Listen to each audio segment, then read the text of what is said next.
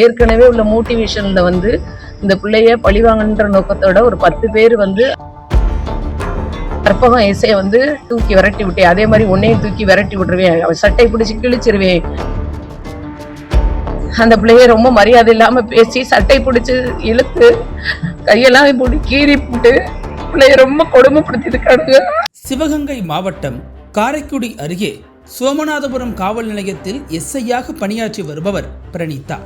நேற்று இரவு காவல் நிலையத்தில் கோவில் நிலம் கட்டுமானம் தொடர்பாக சர்ச்சைக்குரிய புகார் மனு தொடர்பாக விசாரணை நடைபெற்றுள்ளது. இது தொடர்பாக விசாரணைக்கு வந்தவர்களுடன் விடுதலை சிறுத்தைகள் கட்சி வடக்கு மாவட்ட செயலாளர் இளைய கௌதமன் மற்றும் சிலர் வந்திருந்துள்ளனர். வந்தவர்கள் பெண் எஸ்ஐ பிரணீதாவிடம் புகார் மனு தொடர்பாக கேட்டபோது அவர், நான் தற்போது இந்த மனுவை விசாரணை செய்ய முடியாது என்றும் உயர் அதிகாரிகள் தான் விசாரிப்பார்கள் எனவும் கூறியுள்ளார். ஏன் என அவர்கள் கேட்டதற்கு பிரணீதாவோ, நான் வேறு காவல் நிலையத்திற்கு பணியிடை மாறுதல் செய்யப்பட்டுள்ளேன் என கூறியுள்ளார். இந்த நிலையில் எஸ்ஐயிடம் விசிக மாவட்ட செயலாளர் இளைய கௌதமன் மற்றும் அவருடன் வந்திருந்தவர்கள் தகராறில் ஈடுபட்டதாக கூறப்படுகிறது.